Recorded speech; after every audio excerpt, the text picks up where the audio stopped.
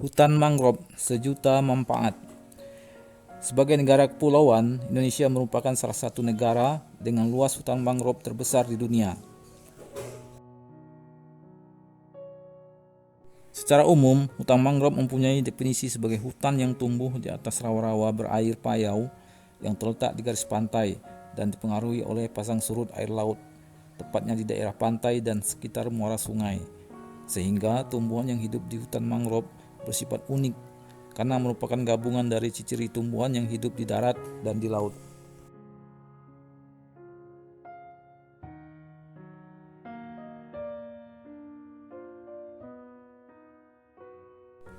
Adapun beberapa manfaat dan fungsi hutan mangrove adalah sebagai berikut. Pertama, mencegah intrusi air laut. Intrusi air laut merupakan peristiwa perembesan air laut ke tanah daratan. Intrusi air laut dapat menyebabkan air tanah menjadi payau sehingga tidak baik dikonsumsi. Hutan mangrove memiliki fungsi mengendapkan lumpur di akar-akar pohon bakau sehingga dapat mencegah terjadinya intrusi air laut ke daratan.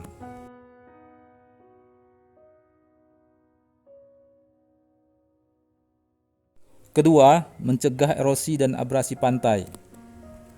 Erosi merupakan pengikisan permukaan tanah oleh aliran air, sedangkan abrasi merupakan pengikisan permukaan tanah akibat hempasan ombak laut. Hutan memiliki akar yang efisien dalam melindungi tanah di wilayah pesisir, sehingga dapat menjadi pelindung pengikisan tanah akibat air.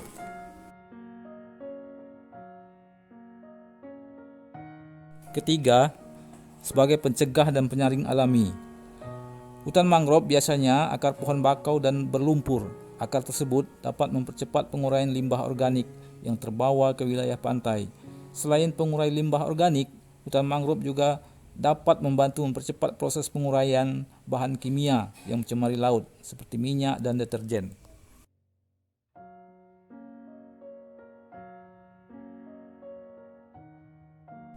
Keempat, sebagai tempat hidup dan berkembang biak, berlindung, serta sumber makanan bagi satwa dan biota laut. Hutan mangrove juga merupakan tempat tinggal bagi banyak hewan seperti biawak, kura-kura, monyet, burung, ular, dan juga beberapa jenis hewan laut seperti ikan, udang, kepiting, dan lain-lain. Akar tongkat pohon mangrove memberi zat makanan dan menjadi tempat berkembang biak bagi ikan dan invertebrata yang hidup di sekitarnya. Juga menjadi tempat berlindung hewan-hewan tersebut dari mangsa hewan yang lebih besar.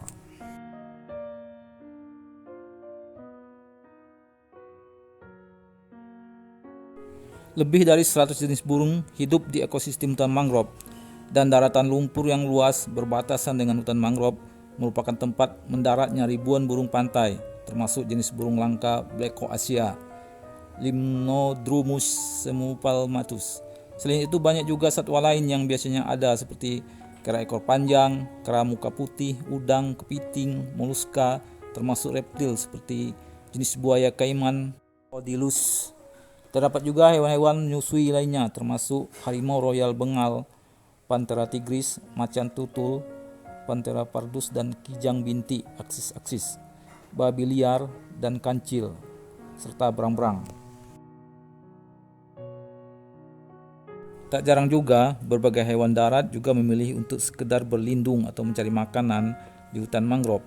Bagi manusia, akar-akar mangrove ini pun dapat dimanfaatkan sebagai pengobatan alami dari berbagai penyakit yang menyerang seperti flu hingga radang hati.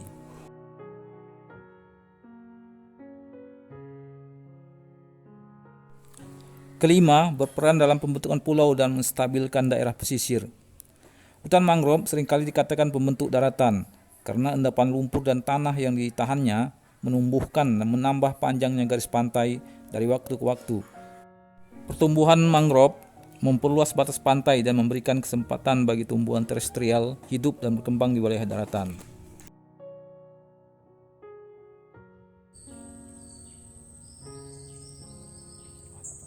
Sebagai contoh, buah pipipar yang terbawa air akan menetap di dasar yang dangkal, dapat berkembang dan menjadi kumpulan mangrove di habitat yang baru. Dalam kurun waktu yang panjang, habitat baru ini dapat meluas menjadi pulau sendiri.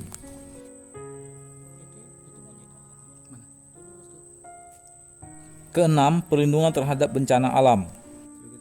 Hutan mangrove dapat meredam gelombang besar termasuk seperti gelombang tsunami.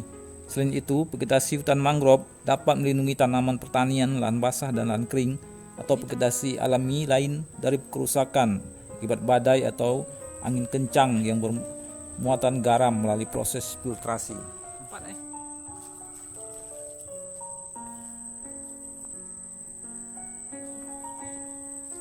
Hutan mangrove memiliki ciri-ciri khas yang tidak dimiliki oleh hutan lain. Di antaranya, tidak terpengaruh iklim. Hutan tidak mempunyai struktur tajuk. Tanah tergenang air laut. Jenis-jenis pohonnya umumnya terdiri dari api-api, pidada, bakau, legadai, menyiri, dan nipah. Apa ombak besar tadi? Apa yang besar tu?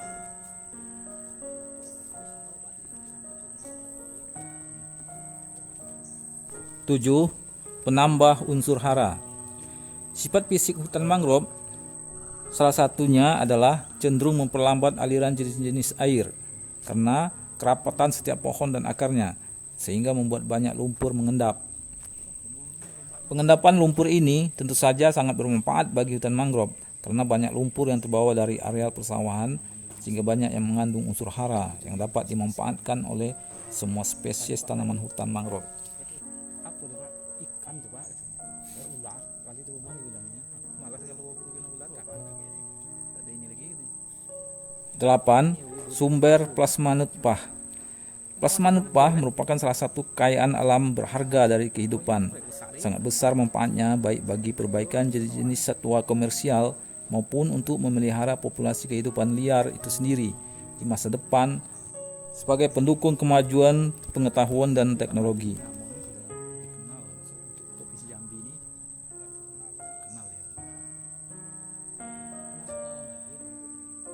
9. Destinasi wisata.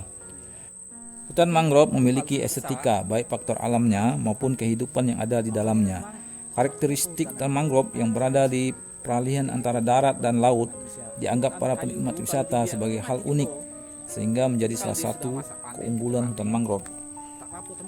Kegiatan wisata di area hutan mangrove di samping mampu menumbuhkan perekonomian masyarakat sekitar dengan menyediakan lapangan kerja dan kesempatan usaha di sekitar area ekosistem hutan dan pantai, juga mampu menjaga keseimbangan lingkungan dan ekosistem hutan mangrove, khususnya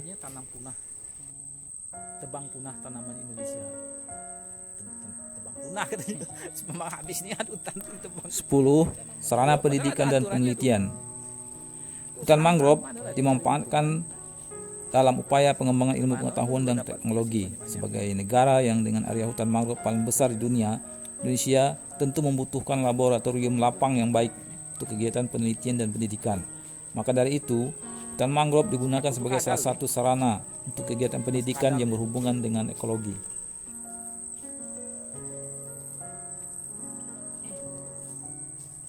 11. Penyerap karbon. Menurut penelitian, 1 hektar hutan mangrove dapat menyerap 110 kg karbon dan sepertiganya dilepaskan berupa endapan organik di lumpur. Proses fotosintesis yang mengubah karbon anorganik dalam bentuk dioksida menjadi bentuk karbon organik dalam bentuk bahan vegetasi pada sebagian besar ekosistem hutan. Bahan ini membusuk dan melepaskan karbon kembali ke atmosfer sebagai CO2. Akan tetapi, hutan mangrove justru mengandung sejumlah besar bahan organik yang tidak membusuk. Karena itu, hutan mangrove lebih berfungsi sebagai penyerap karbon dibandingkan sebagai sumber pelepas karbon. Karena tumbuhan di hutan mangrove memiliki banyak daun sehingga lebih berpotensi menyerap karbon dalam jumlah yang banyak dibandingkan tumbuhan lain.